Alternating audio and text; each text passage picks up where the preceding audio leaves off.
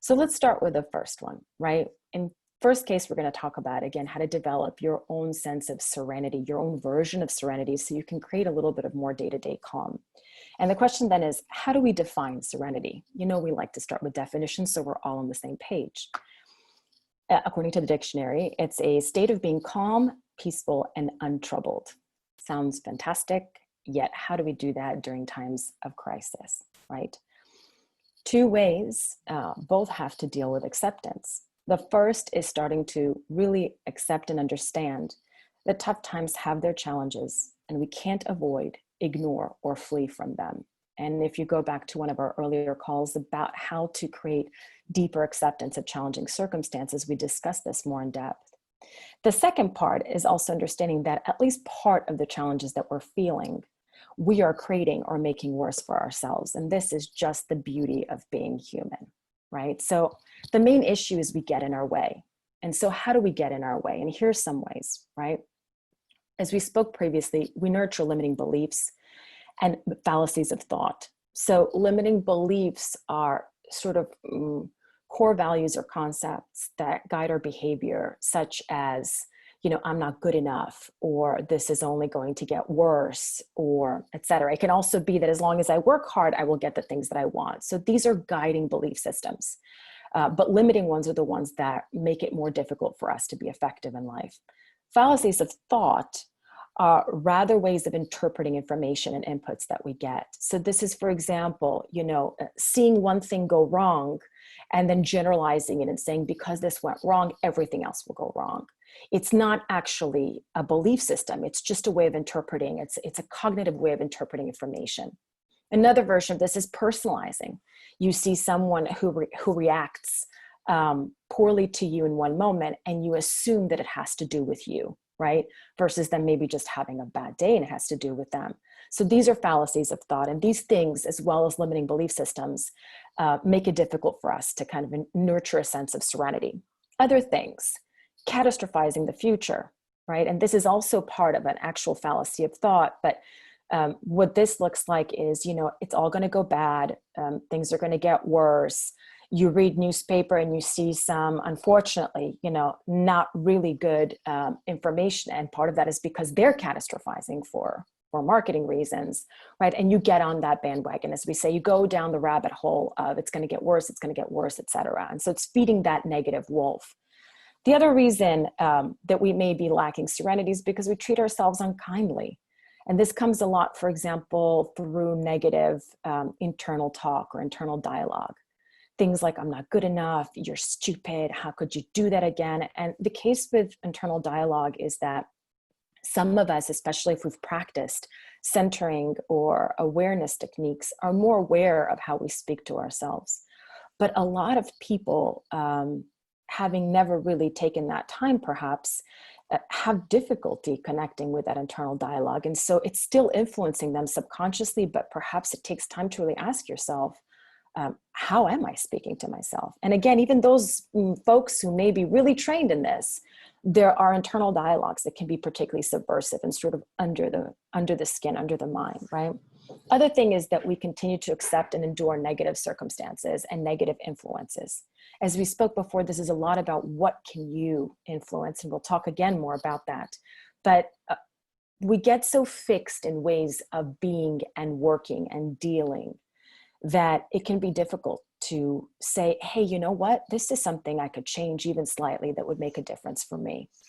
The other thing too is we're trying too hard. And I am a particular pro at this one, if you feel me.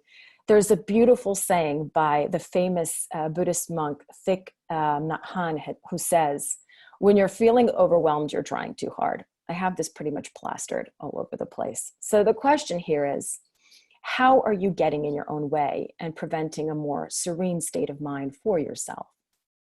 The objective here being to listen to yourself, seek out and cultivate elements that secure your sense of peace and of security.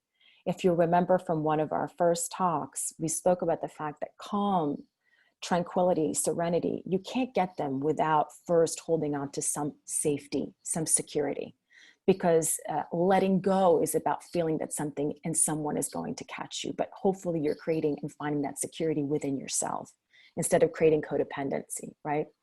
So another really wonderful comment by Byron Katie. She's a personal development expert internationally. She says, life is simple.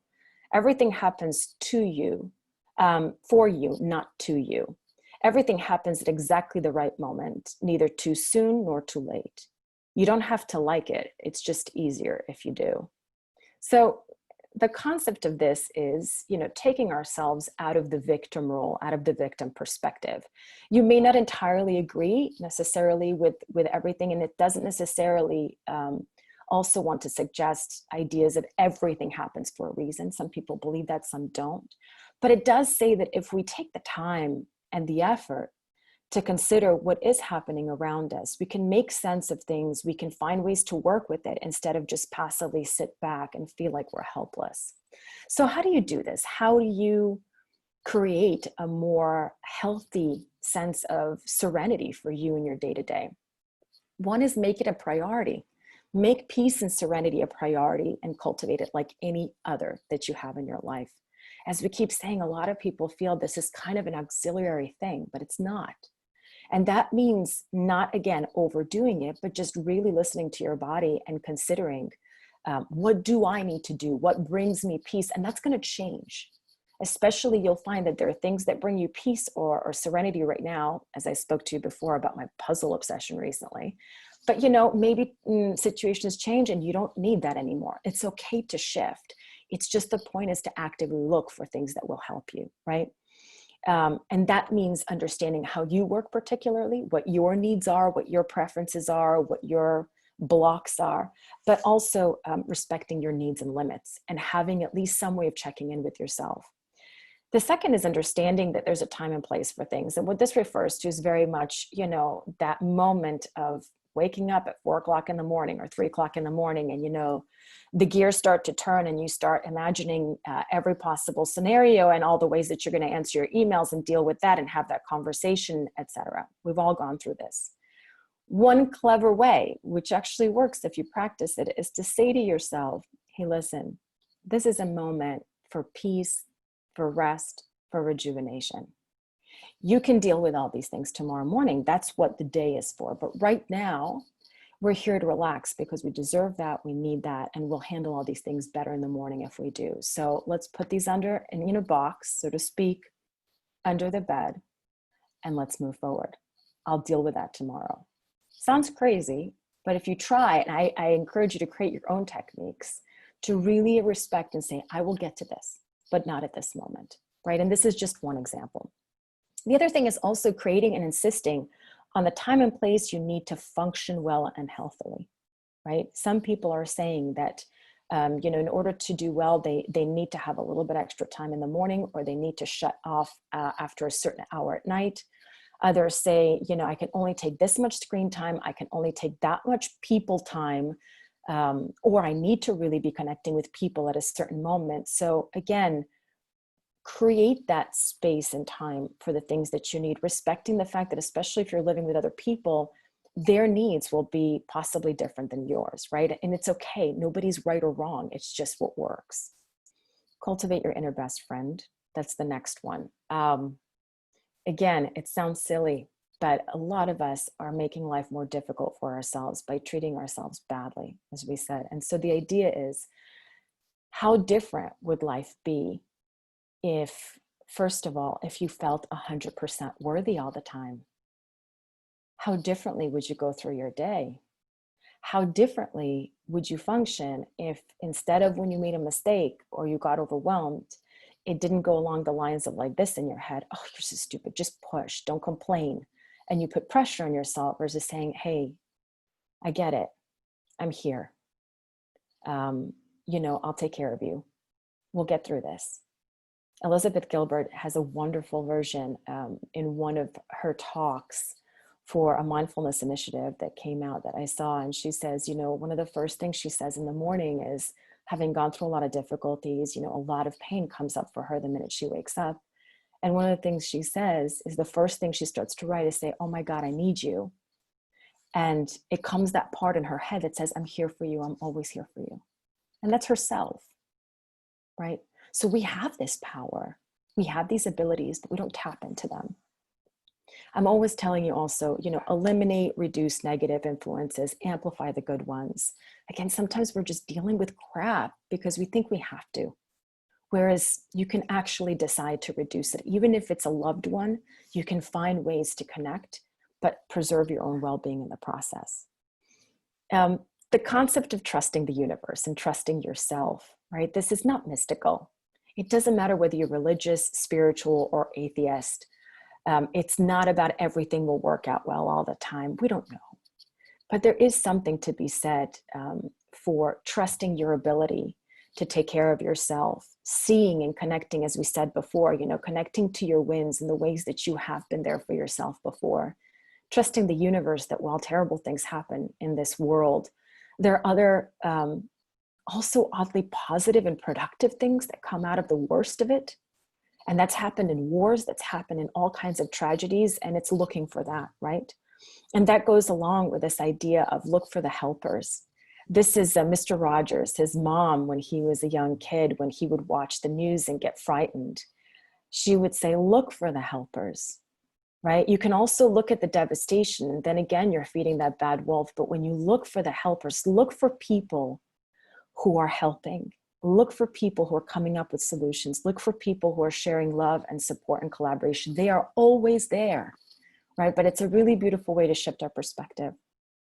Solitude is a key one as well. Even if you're someone who is particularly extroverted, that's fine. But we all need time alone to reflect, to connect with ourselves, to center. It doesn't mean that it has to be too long.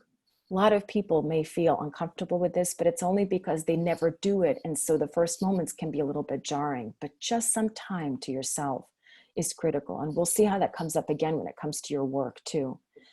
And lastly, for serenity, nature, art, love, connection, right? There's some basic things that we all need to one degree or another. Even if you are a city bug and you love being in the city, that's fine. But we are natural creatures, right? And we need those connections, even if it's just connecting with the plants in your apartment or watching a documentary.